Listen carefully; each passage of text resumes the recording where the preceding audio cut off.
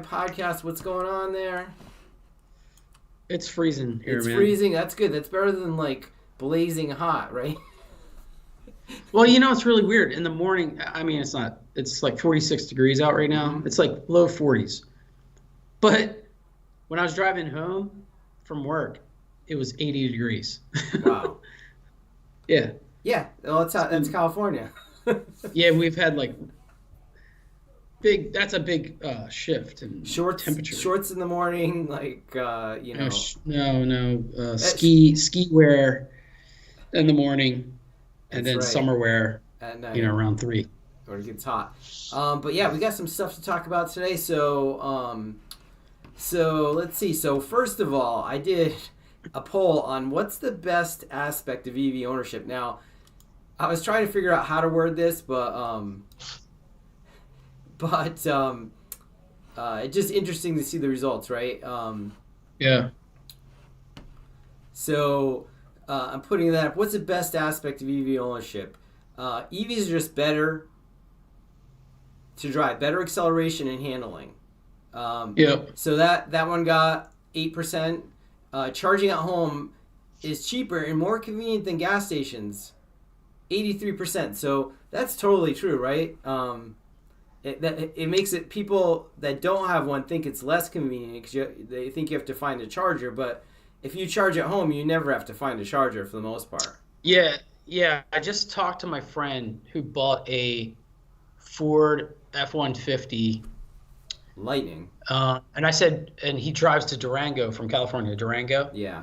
and he's like, yeah, I don't want to continue. I don't want to keep stopping for to charge. He didn't Hmm. buy. I asked him why he didn't get the Lightning, Ah, and his thing was like, I didn't want to. He didn't want to stop to charge, and he goes, I don't stop that often. I'm like, you probably stop more than you think you do, but and how but far is anyway. Durango? How far is he talking about? Oh, yeah. So from here, about 1,200 miles, I think.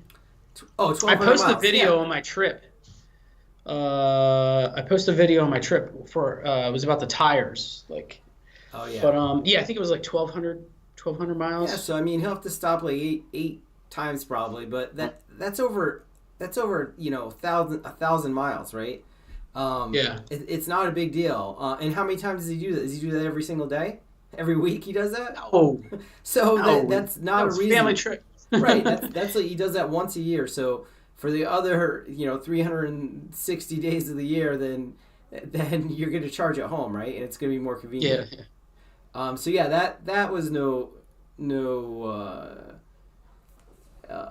no issue there. Now EVs are a more inexpensive to own and maintain. Now you said that's not true because like starting price in EVs is like in the 40s, right? Like some really cheap ones maybe in the 30s with incentives.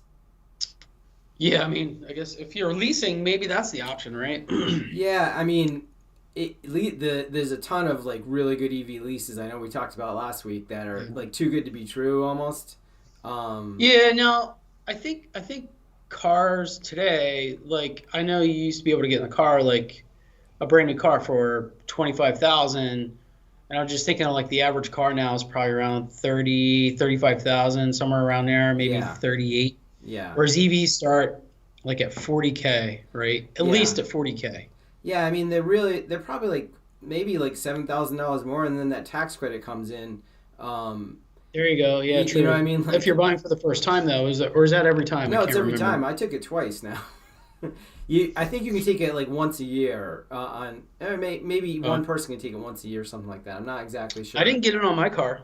Yeah, I mean, because of the timing, I didn't get it on my first Tesla either because test under the first program, it was based on each manufacturer only had so many credits they could give out, right? Tesla already hit Right. that number, but Rivian didn't. So we took it on the Rivian under the first one, but then when the second one came around, they put caps on the vehicle price, and the Rivian didn't qualify anymore. But we took it on the first one because we signed the paper before, right? So yeah, there's a lot of like red tape to look into before you get any of this stuff. But yeah, so people think that EVs are more. They are more. I think if you look at the maintenance and the fuel costs, they're going to be a lot less. You're going to save a lot on fuel Yeah, in the long run, yeah. in the long run, especially like you. 60 miles a day you're commuting, right? Like each way, Yeah. each way, you would spend a ton of 33 gas. miles each way. Okay, so yeah, you spending a ton of gas, and like you're probably spending like $100 a month on electricity or something. Yeah, it definitely saves on gas for sure. For sure, and Yeah. maintenance. Now the last one, EV manufacturers are creating high tech jobs in the U.S. That got 8% votes. So I think that's important too.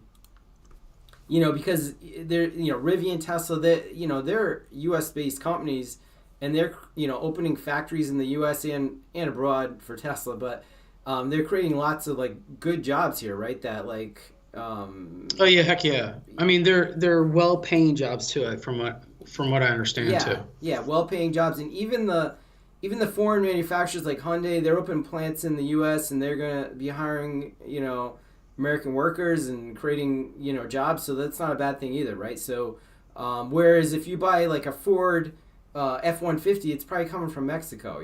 Like that's where they're building, and I think GM builds their trucks in Canada. So I mean like. These EV manufacturers are very careful to build here so they can maximize their tax credits, right? Yep. So, interesting little poll. But we have some Wi-Fi stuff to talk about. So, this article came out. Was it this week? May have been. Yeah, it might have been this week. Okay, so yeah, I saw it this week. It's PC Pro Magazine, which is like a UK based magazine, I guess. But very popular magazine. Yeah, it's pretty pop. It's in Apple News Plus, so if you subscribe to Apple News Plus, you can read it there. Yep. And they have basically an article about Wi-Fi 7 access points, and they reviewed pretty detailed reviews of the Ingenious ECW536, and then they reviewed access points from Ubiquiti, TP-Link, and one other kind of business class, like high-end, mid-range type business class access points. Yep. And they really liked the 536, but after reading these articles, I realized that the specs on the ECW536 are like way up there compared to a lot of these other guys, So what? It's a 4x4 radio on each band, right? Yeah, so it's tri-band, 4x4, and we're using Qualcomm, right, chipset. Yeah. It's got pretty good amount of memory. Also, the Ethernet ports, we were talking about this, has 2 Ethernet ports. Both of them are 10 gigabit. Yeah. Yeah, so it is a beast of an access point. It really is, because you look at the other ones, they're 2x2, and a lot of them have 2.5 gig Ethernet ports. Yeah. Yep. Or they'll be either 2.5 or 5. 2.5 or 5 on some of these other ones now, and they're also like some of them will be like 4x4 on 5 gigahertz maybe, and only 2x2 on 6 and 2.4 to try to save on chipset cost maybe, which kind of makes sense, I guess, because most of the Wi-Fi 6 devices are 2x2 right now, but you won't get the same range as you will from a 4x4. Range and number of devices, right? Right, because you have more. Even if your client device has less radio chains, if the access point has more, it's going to have more like paths to bounce the signal off of, basically, right? Yeah. So more is better. And this thing's a beast. And yeah, we've been running it. I've been running it here. It's been like bulletproof. And super fast. You had some test results too, right? Yeah, I don't have them in front of me, but results? you have this one guy that's been posting results. I mean, he's getting like 4 gigabit wireless speeds, so pretty incredible. Yeah, he's maxing it out with some sort of ideal Wi-Fi 7 adapter that I don't have. I think he's using MediaTek or something. I think I saw. I thought it was Intel, but I could be wrong. Yeah, I could be wrong about that. I'm not sure. Like we have the Intel BE200, which it does multi-link. It does 320 megahertz. So it's pretty. I mean, I'm getting speeds of at least over 2 gig, down easily, 2.4 gig down. When I use Open Speed Test. So it's incredibly fast. If you have a 2 gig internet connection, you're going to see most of that with the ECW536. Yeah, and I'm surprised we did a poll. Well, you upgrade to Wi-Fi 7, right? Yeah. And the poll, we only had 40 votes, which is not. It's okay, I guess. Only 40. That's a lot. 40 votes. Yeah. I'm putting it up. I'm putting the it should be screenshot up. Hundreds, thousands, actually. Yeah. But 45% said yes, Wi-Fi 7 rocks.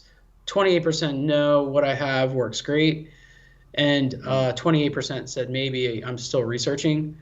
Interesting. Like, to me, that's just kind of crazy. Like, you should update to Wi-Fi 7. Well, you say, will you upgrade to Wi-Fi 7? Now, that's saying 45% of the people, they've decided they're going to upgrade to Wi-Fi 7, which everyone will eventually, right? Like, yeah.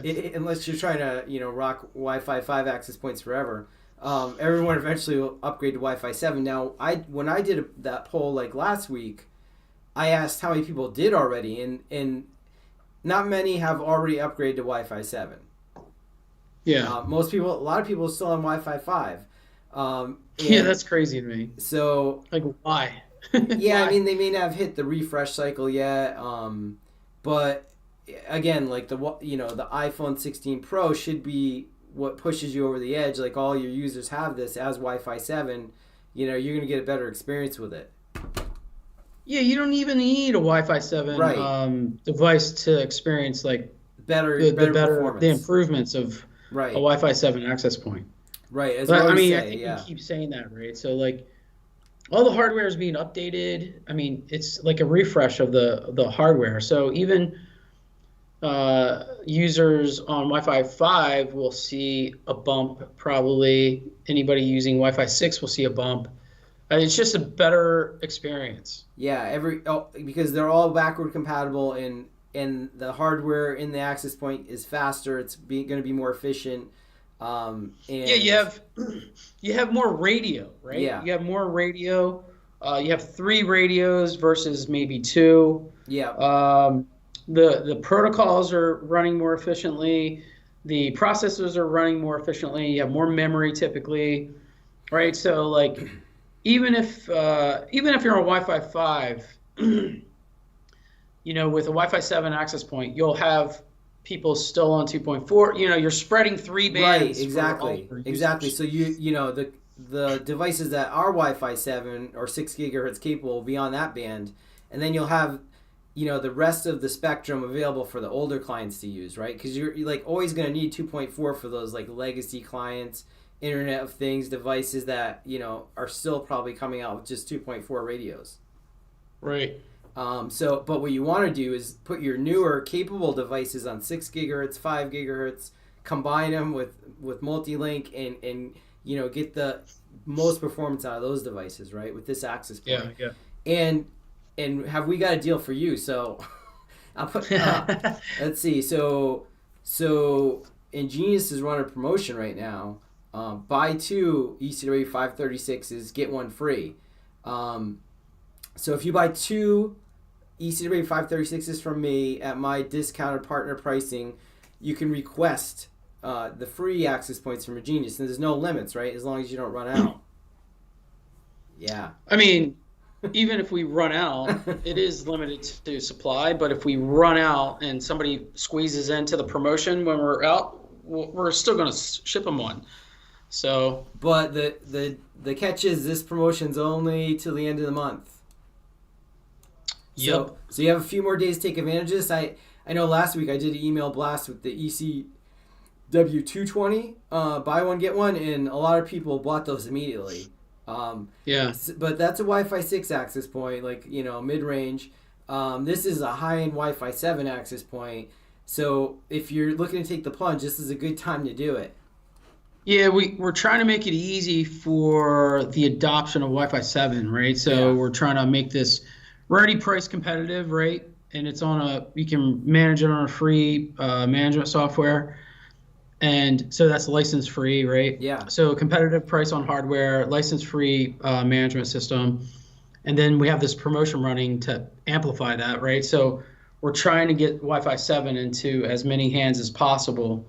And just with the article that we were just talking about, it's a beast of an access point. You're Yeah. getting like the best of the best.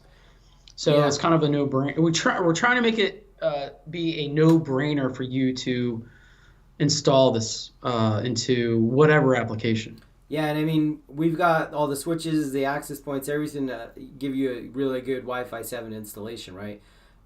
Yeah. So I'll put a link to the promotion. I'll send out an email blast a little bit later today to all my customers that want to take advantage of that before it's over. Buy two, get one free on the Wi-Fi 7 ECW536.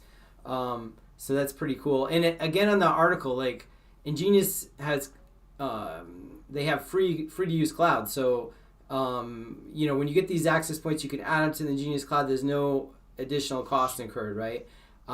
These other guys, like the TP-Link and Ubiquity, they had, if you wanted to use their cloud service, you had to pay a fee just to use their basic cloud service. Yeah, I'm not sure about that. Yeah, they all have different management platforms. Like they have a software base that's free that you can install on a computer. They have a device like Ubiquity has a Dream Machine you can use on site.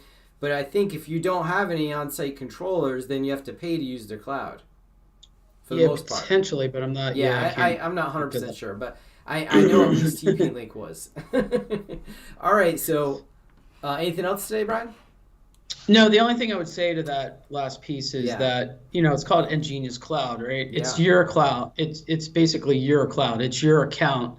We have no visibility into it, so it's a private thing that you can use for yourself. So that's all I would say. Yeah, it's totally private, but it also helps if you have networks deployed, all over the country, all over the world. You can manage them all from that portal, and you can reach out to us for help if you have a question about your specific cloud portal. You can invite us to look at it and help out, and that actually works really well. You can get help literally inside when you're working within the cloud. You can get help there. Exactly. So that's like the new thing that, in my opinion, makes it better than any other management platform. You don't want to, some people are afraid of the cloud. I want to have everything on site. But when you have to roll a truck out there to do something, that's not fun at all, right? Whereas now, you're by yourself. You could call us and say, hey, I'm having this problem, but if we can't see what's going on, very hard to help, right? Yep, exactly. But, all right, guys, remember